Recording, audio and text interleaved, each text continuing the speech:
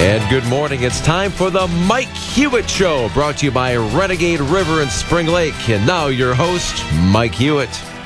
Good morning. I got to tell you, Jim, we're going to have a fairly large show this morning. Somewhere in the next couple minutes, we're going to have a fellow named Wayne Weingarten give us a call.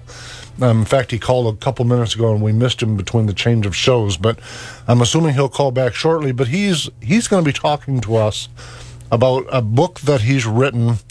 That's the 50-state index of small business regulation, and he'll go over, but the short of it is that it's a compilation of which states are more regulated versus lesser regulated for small businesses. And that has to do with the small businesses that are the lifeblood of any economy, and you can regulate them out of business, or you can reduce those regulations, streamline them so that, in fact, you have more small businesses. Listen, you bet. It's very important. It's a big one. And as a small business owner, I can tell you that. Oh, yeah. Those folks that like heavy regulation need to pay attention because they're paying for it. And that's just the facts of how that works. But listen, the second segment's going to be fascinating also.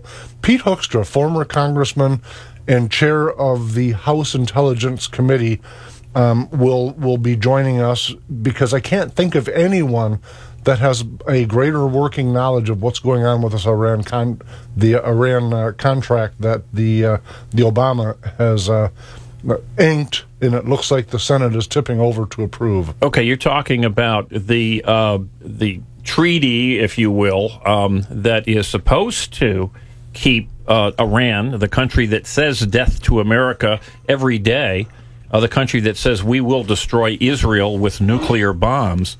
This treaty, which has been supported obviously by almost every Democrat and President Obama, and has been roundly criticized as doing nothing of the sort in terms of protecting the world from nuclear bombs coming right out of and being made in Iran. Listen, that's going to be fascinating. But listen, just to cap her off, the Enigma report today, the final segment. Just to give you a little bit of a sneak peek, I've subtitled it "Riddle of the Roads." Riddle of the Roads. So I'm looking forward to the Enigma report. As am I. It's going to be a lot of fun. Listen, Wayne Weingarten is on the line with us. PhD, a senior fellow with the nonpartisan nonprofit Pacific Research Institute. And Wayne, welcome to the Mike Hewitt Show. Thanks for having me. Hey, listen, I appreciate you joining us this morning. I'm reading my own notes is where you see me get lost because I'm trying to read my scribble. But as I understand it, you were involved or wrote the 50-state index of small business regulation. Is that right? That's correct. Tell us what that is, Wayne. Well, we looked into this issue because when you talk to small businesses and you ask them what are one of their top concerns, inevitably, year in, year out, regulations top their list. Right. And that makes sense because they just don't have the scale to manage all of those costs. And often you'll see them become competitive disadvantages for small businesses. And at the same time, we're looking at minimum wage increases occurring at the state and local levels. We're looking at the regulatory onslaught from the federal government. And we're saying, so we wanted to start cataloging all these regulations, start looking at how the government at the state levels are impacting small businesses, and that way we can start benchmarking what are the regulatory environments and what's the actual small business outcomes to see if we can start looking at the patterns and understanding what's going on. So some examples of that are, and I'm just picking one right out of the thin air, but I've got a bunch of family that lives out in the state of Nevada, and so we've got a weekly comparison on our gas prices and some other staples. Theirs are consistently higher than the state of Michigan's just because of the way regulation sets up and points at a couple of their specific targeted industries. And those are state-determined regulations. So in other words, the elected leaders in the state of Nevada had voted on your own to make gasoline, in this case, more expensive than most other states in the country. Yep, and some food products and things like living in general. The cost of housing there is outrageous. But that aside, listen, I've got to ask you the obvious. Where does Michigan rank in this list of 50 states? Michigan ranks mediocre. Michigan, we came out as number 28. I could have told you that. I'm sorry. Anyway, so now, just to make sure I understand what 28 means, is number one the worst? Number one is the best. So Indiana, which actually was a surprise to me, but Indiana was number one, followed by North Dakota, Texas, Georgia, Virginia. Indiana, are you saying... sir, are you saying that Indiana was the least regulated or the most? The least regulated. That just shocks me. It really does. Yeah, I was actually surprised by that as well. But Indiana, they seem, and when you go across all, what we wanted to look at is how are regulations impacting workers. So things like workers' compensation costs, sure, and disability insurance, also like land use regulations, energy, tort liability. And when you kind of go across all the categories, Indiana was the best. Let me ask you just a question on this. When you talk about regulation, of course, minimum wage and some things of that sort come from the federal government. But in this particular analysis, does that include the state and local regulations also, or is this just federal? State. Only well, obviously, it wouldn't local. Be. Oh, so it's only state. Only state. Right. Okay. Right. So take the minimum wage regulations. Many states will defer to the federal minimum wage. So those states were all ranked at the top for minimum wage because that's as low as it can be in that state. But in Michigan, the minimum wage is $8.15 an hour. Right? Washington and Seattle, right? Pretty soon that minimum wage, not yet, but pretty soon will be $15 an hour. Right. So you see those divergences. So we were looking at how much worse the state made the regulation. So in terms of minimum wage, how much higher it would be. What's important for folks to understand, especially in the political climate where we're all pushing, not me, there are a lot of people pushing for higher minimum wages and other wages in general, is that as an employer, I've run a lot of companies, smaller companies where there are 50 to 150 employees. And when I would look at the cost of an employee, I wouldn't just consider the $10 an hour or whatever that person was being paid.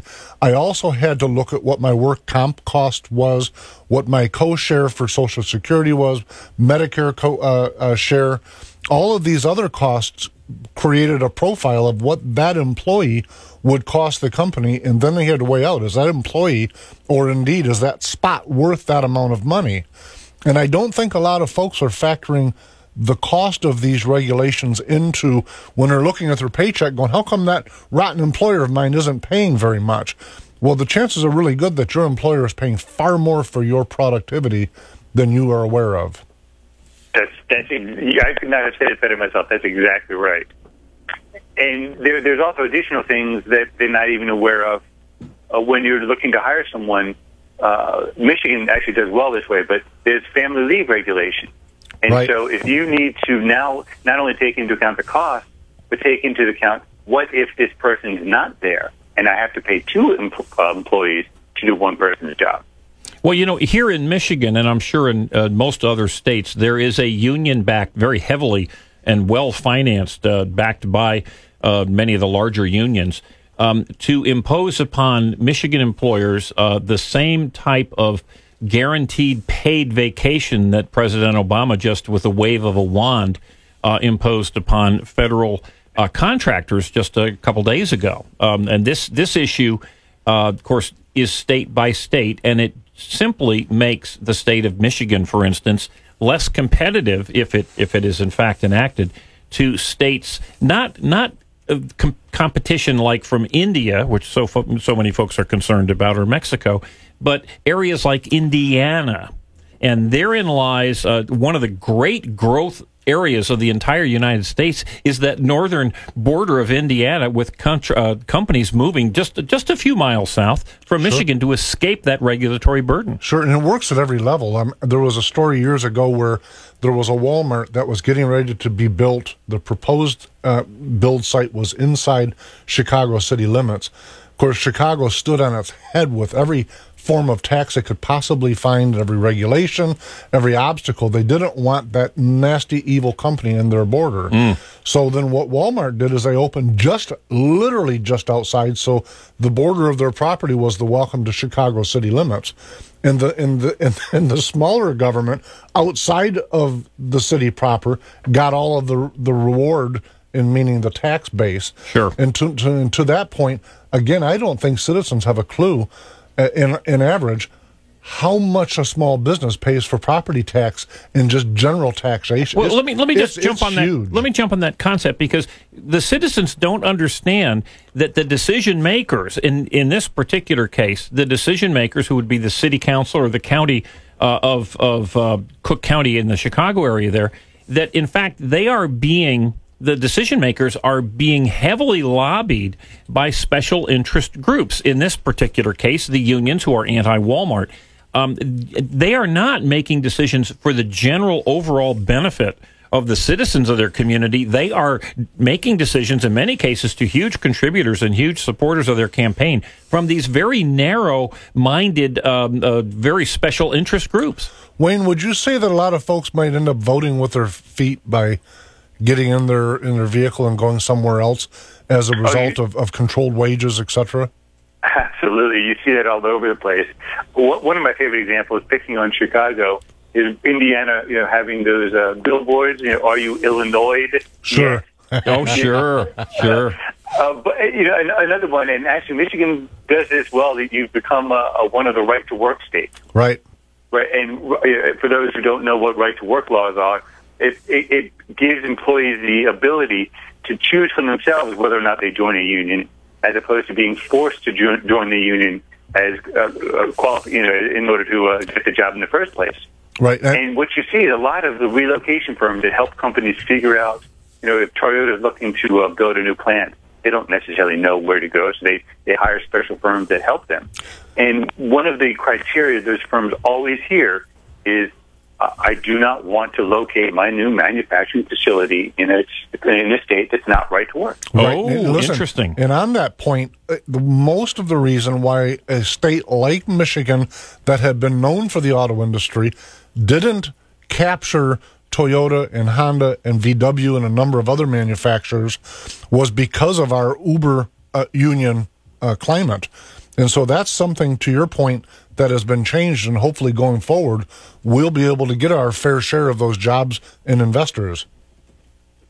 Oh, absolutely. When Toyota and Nissan, when they were looking for their plants to open up originally, why wouldn't you go to Detroit and that whole Ohio, Michigan area where you have the expertise, you have the facilities, you have the ports, you have everything you need to run a car manufacturing plant, and yet they chose to go elsewhere. What's fascinating, remember, I told you I'd ran some businesses, and it was all automotive related. And so I can tell you that when I look at whether it was Volkswagen or General Motors, doesn't matter, the backbone to those primary drivers are the supplier industry. And so when you look at the cost that it's taken for, doesn't matter which one you pick, Toyota as an example, to build a supplier network or to pay for the shipping to get those supplier products, tubing or leatherette, etc., shipped down from the suppliers in Michigan or other areas all the way down to the various places that they elected to locate to avoid our regulation. It tells you that our regulation was really costly for them to go ahead and take that loss of not having an immediate supplier network, which is a major fundamental to an automotive manufacturing facility. To me, it's crazy that these things aren't more obvious to more people. What are some of the other regulatory decisions that have been made in Michigan or maybe other states that are very contrary to keeping businesses or bringing businesses in? Well, one thing that Michigan is doing poorly on is energy regulations, and that's important because we keep hearing about it in the news, and President Obama keeps pushing more mandates and 25, 35, 40% renewable energy. And of course, the problem is that the cost of that new energy is significantly higher. And so on the energy score, Michigan ranks 44. So if you're a manufacturer, which is what we keep hearing from all of our politicians, both Republican and Democrat, that we need more manufacturing in Michigan, that increasing the cost of energy to manufacturers, that is deleterious to us attracting more businesses. There's a battle raging right now to deregulate energy in Michigan, as I'm certain you're aware. Do you think that this? Of course, the negative or the TV commercials that they drive is they point to California, that deregulation derailed California. Is that your opinion, Wayne? Deregulation, it needs to be done correctly, and part of what happened in California is they deregulated incorrectly. Not to get too into minutia, but what happened there is part of the industry was deregulated, but not the whole industry.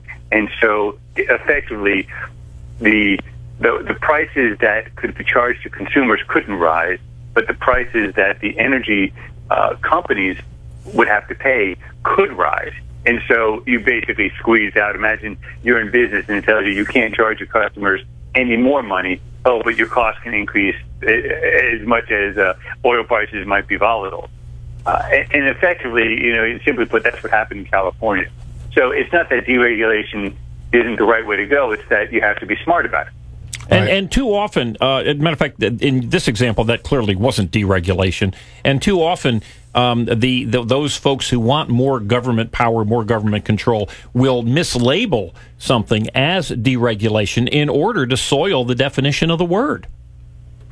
And when you talk about energy, I mean, I think California is a great example of what not to do. If you look at all of the energy renewable mandates, all of the CAFE standards, or the standards on fuel emissions for cars. I mean, and if you look at what's the price of electricity in California compared to the rest of the country, what's the price of gasoline in the rest of the country? So you have a much higher energy bill just for living in California because of all of those energy mandates. And the result of that is we know that businesses are streaming out like the rats from a sinking ship. That's right. We look at, talk about, again, the competition. Look at Austin and how vibrant their high-tech economy is, and how so much of it was originally seeded in Silicon Valley, but it just didn't make sense for the company to grow up there. It made a lot more sense to be in Austin. Energy-wise, is Texas the best state you're thinking? Energy-wise, Texas is one of the best states, absolutely. Okay. And I think I heard you say we're 44th. You're 44th out of 50. You're one of the bottom 10. That for a state that bases its economy still on the auto industry, to think that we're in 44th place really is a slap in the face to the electorate that supports those folks we're voting for that caused this mess. Oh, absolutely. If you look at reforms, every state, the mix differs in what regulations are the most destructive or will differ. But for Michigan, to bring down the energy mandates is so important to make sure that there's a wide availability of cheap, affordable, consistent energy. It's just so important in Michigan's economy. Listen, Wayne Weingarten, we're out of time, but how can folks get a hold of the information and you? If you go to our website, pacificresearch.org. Well, that's pretty easy. That's pretty easy. Oh, yeah, I like it. Listen, I genuinely appreciate you joining us this morning. Thank you very much for having me. Yep, and thanks for the work you do. Absolutely. Okay, folks, we'll be back shortly. And we are back to the Mike Hewitt Show, brought to you by RenegadeRiver.com. And back to your host, Mike Hewitt. Thank you very much. Listen, on the line with us right now is former Congressman and House Intelligence Committee Chairperson. Also, you're a senior fellow with the Investigative Project on Terrorism. Welcome, Pete Hoekstra, to the Mike Hewitt Show. Hey, thank you. It's good to be with you. Listen, let me just add one other thing, Congressman. The best head of the House Intelligence Committee, certainly in recent memory, maybe in all time. Well, that's very kind. Thank you. It was an awesome job, a great responsibility during a very, very difficult time. Just in the months and years after 9/11. You bet. No question about it. Listen, and it feels like we're still in troubled waters and maybe driving headlong purposefully. And the reason I'm especially excited to have you on, Pete, and I can't think of a better person or a more qualified person to help me understand, help listeners understand, what's this Iran deal? What are we doing with this, Pete? Well, I'm very, very concerned about this. I'm working now with an organization called the Investigative Project on Terrorism, and we're part of a coalition that is has been trying to educate the American people and to stop this deal from going through. It's very interesting, Mike. We have a pattern for what can be a successful strategy to change a nation state's foreign policy behavior, and that's Libya. For 25 years, Republicans and Democrats in the White House and in Congress put the screws to Muammar Gaddafi with economic sanctions. He was a pariah in the world community. And finally, in 2003, he threw up his hands and said, okay, I'm going to change my behavior. We didn't have to come up with a Rube Goldberg type of verification scheme like we come up with here in Iran, where we have to get permission to go into sites. It may take 24 days before we can go into a site to inspect it, and all of these kinds of things. Muammar Gaddafi, packed up his crate, his nuke program, put it in crates, and our own Spence Abraham from Michigan, who was Secretary of Energy, took receipt of Muammar Gaddafi's nuclear program and stored it in the United States. Muammar Gaddafi paid reparations for the people that had suffered under the terrorist acts that he had perpetrated, the shoot down of Pan Am 103 over Scotland, an attack against a discotheque in Berlin. He paid reparations. Iran's not doing any of that. No. Gaddafi agreed to fight terrorism and fight Al-Qaeda. Iran, we're going to give them $150 billion, and as we can see from their rhetoric, they're not changing their behavior at all, and at the same time, they continue to hold 3 or 4 American hostages in the country. It's a terrible deal all the way around. Pete, tell me, and again, I'm a layman, so when I read these newspaper articles, I want to say it gets confusing, but from my layman's point of view, it looks like to me that the financial hold the United States had on Iran is why they wanted to talk in the first place. And that said, it doesn't look like any of their activities. I mean, they're ghosting our ships in the Mediterranean Sea with their Navy and their Air Force. They appear to be an extremely aggressive component in the world. And meanwhile, President Obama is trying to sell this. I can't make that add up. Well, it doesn't add up, and it's one of the reasons that when and if there are votes in the U.S. House and the U.S. Senate, the president won't be able to muster a simple majority in either body in support of this agreement. He'll have a minority of the votes in support of this agreement. Now, are you thinking, Pete, that the agreement won't fly? And I say that because I was hearing reports yesterday, at least from the Senate, where they thought they had enough to withstand that. It sounded like, maybe I misheard it, but it sounded like you heard it exactly right, Mike. But the problem is, rather than treating this as a treaty, which it should be. Right. The Senate went through a convoluted process and created, and then the House along with it, they created a convoluted process where for this treaty not to be implemented, there would have to be legislation passed in both houses disapproving the treaty, which they'll be able to do in the House. But in the Senate, the president will have 41 votes, so they will be able to filibuster in the Senate so that legislation may not actually even come up for a vote in the U.S. Senate. Not because the president has a majority of the votes, but because of the rules of the Senate, it allows the minority to stop the functioning of the process. It will grind to a halt, and there's a good chance there will not even be a vote in the U.S. Senate on this legislation. Are there things, Pete, that we should be seeing that are good with this? And I ask that question because I can't imagine a rational mind looking at the deal, at least as I understand it, and saying I'm going to vote for that. And yet there are people who are going to vote for it.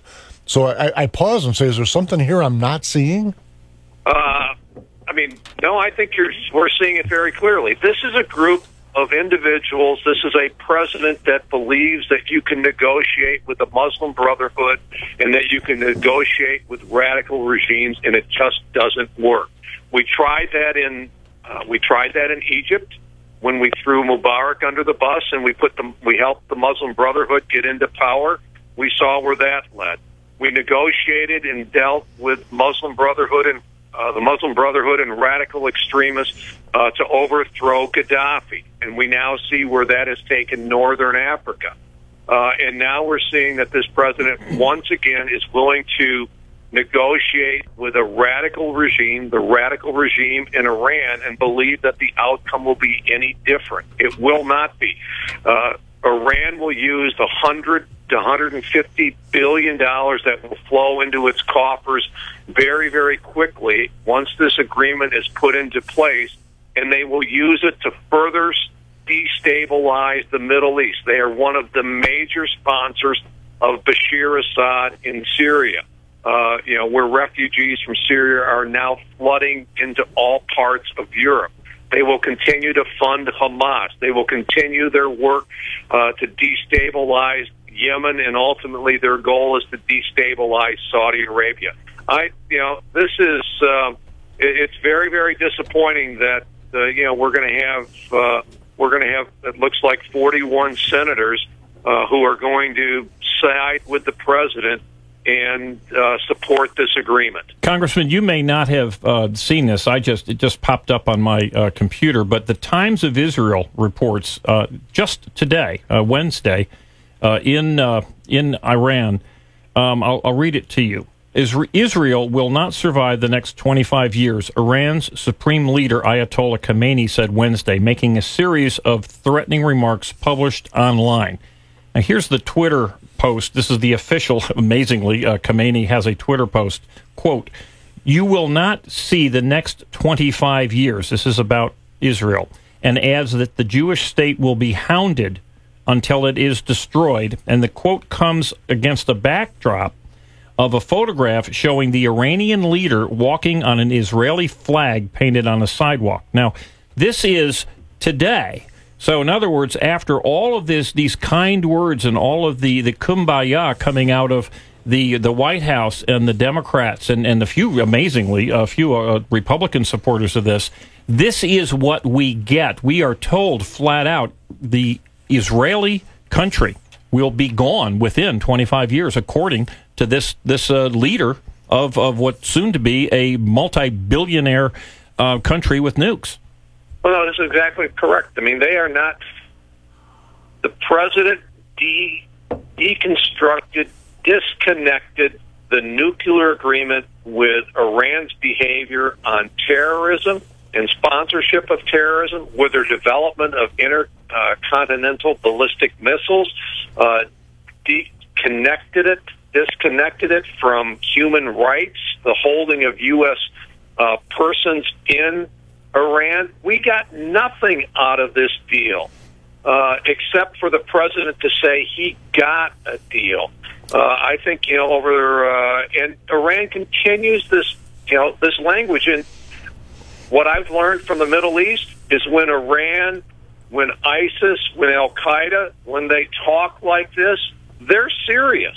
This is what they're intending to do, and Iran wants to destroy Israel, and we are facilitating it, and with this agreement, we will help fund it. Listen, I hesitate because I don't want to be shrill, but when I look at this, it looks like President Obama, I'm assuming unwittingly, has set up the foundation for another significant war on par with again, I hesitate to be shrill, but on par with a Third World War. He's putting some countries on pace to be very, very dangerous to the free world. Well, I've got an op-ed that will be coming out in the next day or so that I'm just putting the final touches on as we move to commemorate the 14th anniversary of 9/11. and the tragic loss of the almost 3,000 Americans that were killed on that day. And the question is America and is the world safer today than what it was 14 years ago? And I think if you take a look at Northern Africa, you take a look at Central Africa, you take a look at the Middle East, you take a look at the religious minorities in the Middle East, and then the refugees that are flooding into Europe, you can only reach one conclusion, that America is much less safe. Europe is much less safe today than what it was 14 years ago. We are very, very much at risk. We're seeing an emboldened Russia, an emboldened China, and we're seeing an empowered Iran, and we're seeing a weak America, and we're seeing a weak Europe. The reason people are flooding out of the Middle East is because they see no hope. They don't see that anybody's going to put a constraint or a restraint on ISIS or Bashir Assad or Iran. And so they've lost hope in a peaceful resolution in the Middle East, or at least some kind of stability. So they're fleeing to Europe with the hope for the best. And in those flood of refugees, you can well wager that there are terrorists that are infiltrating with those refugees who have nothing but ill will in their intentions towards Europe. Let me you helped me a little bit, Pete, because on my list of things before we run out of time I wanted to ask you about was specifically what we're watching China and Russia do. I see when President Obama was up in Alaska, we had China in international waters but off the coast of Alaska, as if to poke him or poke America in the eye. Meanwhile, we've got Russia presumably trying to relive the Cold War, or at least set up the cards to give that appearance. Selling Iran missiles. Yep. What is your opinion of where we're at with one or both of those countries? These countries see a huge vacuum in American with the pullback from America, and so they're moving into this vacuum. I mean, Russia, today acknowledged that they've got military advisors and they're shipping arms to Bashir Assad, even though Secretary Kerry warned them not to do that. But, they're going ahead and they're doing it. They're selling the missiles to Iran. They're actively engaged in trying to fill the vacuum with Egypt, because the Egyptians no longer trust the United States as a solid ally. So Russia's moving in, and China's just poking at us because they have expansionist ideals throughout Asia. So and they see a weak America, and they are going to take advantage of it. They're acting in their national interest, and they're taking these opportunities to move forward because they see America scaling back. Let me ask you one quick question. General Colin Powell on the talk shows this Sunday was asked about this and came out in support of it, actually quite enthusiastic support. General Powell. Any thoughts on that? No, I mean, I'm just disappointed. I mean, I think I'm not sure what he's seeing in this agreement that that the rest of us are missing. This puts their program on hold for 10 years, but after that, and that's if we can verify and implement it, if they abide by all the rules. But after 10 years, everything is off the table, and they can move forward with their weapons program, and people are estimating they could have a nuclear weapon within 3 to 6 months once this agreement expires. And the hope and the expectation is that they will moderate their views over the next 10 years. And as we're hearing from the rhetoric today, this will empower them. It doesn't force them to reevaluate their position in the world. No, I'm very disappointed that I've got a tremendous amount of respect for this former secretary, but in this case, I just disagree with him. To me, his action and his words were political rather than that of what we would have hoped from him. But you mentioned Muammar Gaddafi, and I reflected back to President Reagan when Muammar Gaddafi, there was a standoff of sorts, and And Muammar kept offering another line in the sea. Don't cross this. And, of course, Reagan immediately moved the fleet forward. And, okay, well, don't cross this line. And Reagan moved the fleet. And it happened several times. And I bring that circumstance up because it feels like that's what America is doing now. We're playing Muammar Gaddafi. We're being told by these people, don't do this. And we're in retreat. We're the ones being pushed backwards. And I don't know how that's going to be served. I don't know how that serves the people of the world for us to take this. I can't even put my head around what Obama's thinking, other than a point that you made early on, Pete, which is he just wants a deal, period. He wants a deal, but, I mean, you can see the impact in the world today with American retreat. Take a look at the Middle East. Right. I mean, you're talking about a country the size of Germany this year, perhaps processing and accepting 800,000 refugees, and accepting into the future 500,000 annually. But no one's talking about the root cause. The root cause is the instability in northern Africa and the Middle East, and no one in Europe or in the United States is talking about developing a plan to contain, confront, and ultimately defeat ISIS and Bashar Assad. It seems that would be the most rational thing to do, rather than having these countries, us included, reinvent ourselves, that we would go there and help stabilize that arena. I mean, the cost of life and treasury is immeasurable. That's right, and the cost to Europe is going to be phenomenal, because the question will be, how well can you assimilate and integrate these populations into their countries? Europe has proven to be very ineffective in doing that, especially France, Britain, and even the Netherlands. Overwhelming. Pete Hoekstra, listen, we're just about out of time, but I see that you're working, if you would, before you go, what is the investigative project on terrorism? What is that? It really is the hallmark organization. It was established 20 years ago by Steve Emerson to confront and identify the threat from radical jihadism right here in the United States. I've joined that group, and I've joined Steve to bring kind of an international dimension to it. Visit our website at the Investigative Project on Terrorism, IPT. And I think you'll be impressed with the work that Steve has done over the years, and we're looking forward to moving that organization. We'd really like to work ourselves out of a job by containing and confronting and defeating the threat from radical jihadism. But the importance of organizations like IPT right now is unprecedented with the threats that are out there on a global basis. Well, domestically, it feels like we're in a pre-9/11 mentality, at least on a federal government in some state levels, and the reason I wanted to end on that is I think that we're probably more at risk now than we have ever been domestically, and so I'm very pleased that you're engaged with that organization and that they exist. Yeah, well, thank you, thanks, and I agree with your assessment. These radical jihadist groups now have places where they can plan, prepare, and train for attacks against Europe and the United States in many more places than what they had in 2001, and many of those locations are much closer to the United States than what they were in 2001. So, yeah, we are a nation at risk. Pete Hoekstra, thank you very, very much for joining us this morning. Always good to be with you. Thank you. Okay, folks, we'll be right back.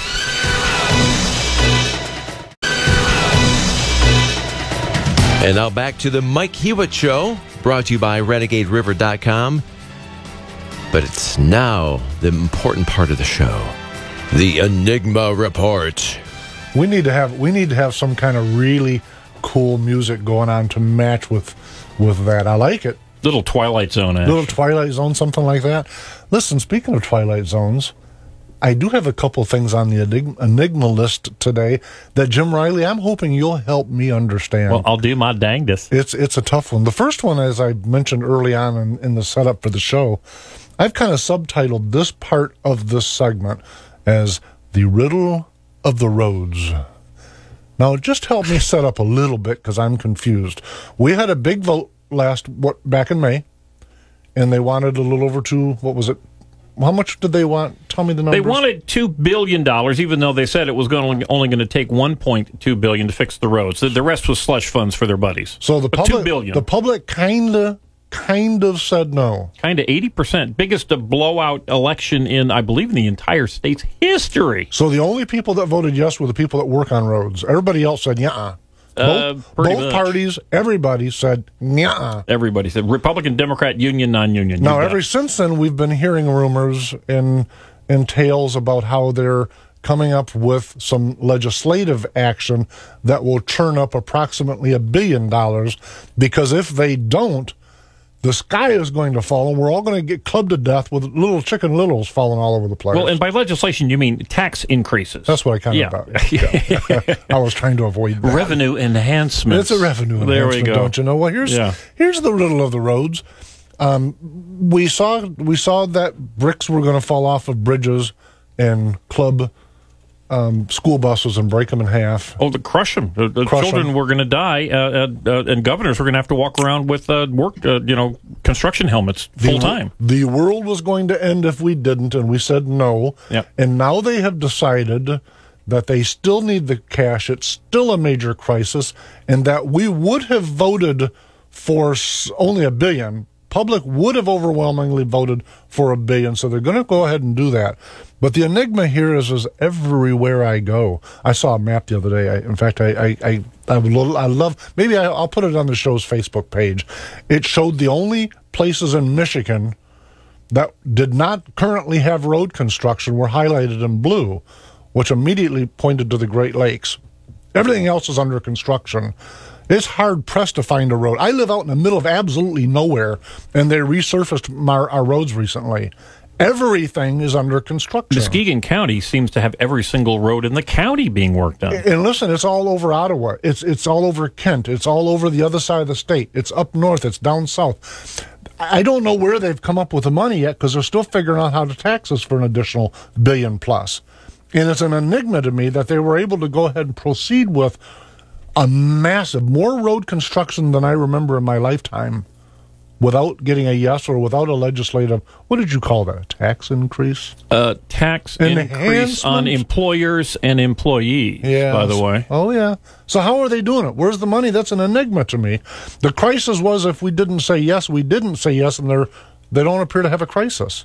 Well, I think I can answer part of this. All right. Where do they come up with the money? Where? We know this, that the budget for the state of Michigan from last year to the next year, or even almost every single year, the amount of money that the state has available to spend from all areas. Is that discretionary spending? No, this is total spending, but it is essentially discretionary spending. Goes up by anywhere between $1 billion and $2 billion a year. So, in other words, if you looked at the state budget from 2013 to 2014, from 2014 to 2015, or the projected budget, you will see that the revenues have gone up dramatically. So the money's there. The difference is they've chosen to spend it in different ways. They just want more moolah. It's a fascinating thing. I feel like we've get nothing but absolutely fabrication from them. It makes it hard to take anything that they say seriously. This is Republican and Democrat too. This is not a political party issue. This is them versus us. It really kind of feels that way. And sure does. And let me segue from that mystery to the next mystery, because they're almost kind of sort of connected. Have you? I saw a quote somewhere, and I can't re-quote it, but the moral of it was that such and such legislator voted that way because we're in an election year. That was the quote, and I reread it a couple times to get it through my head, and I thought, why would a legislator vote differently during an election cycle than they would at any other time? What a good question. And so I pondered to myself, the enigma here is that the rest of the time, who are they representing? If they're not representing the constituency, except for during vote time, who are they representing? And the answer was themselves or lobbyists. Well, and not just lobbyists, but people who are their supporters in a variety of ways, sometimes money, sometimes bringing out the vote. Isn't that interesting that they would change their voting behavior, they would maybe even change how they would vote on the exact same issue based on the time of year. And to me, the enigma, interesting. The enigma is only partly, maybe even a small partly, of why they do that. Who are they actually voting to represent? Because it's obvious if they only do it during election cycle that's the only time they're representing their constituency. So, I mean, there's not a lot of mystery there. They're either voting for themselves or their lobbyists. But the real enigma here is why the American people, why the electorate don't get up in arms over this topic. And it's almost a cliche that that's how people vote during an election cycle. Everyone knows it.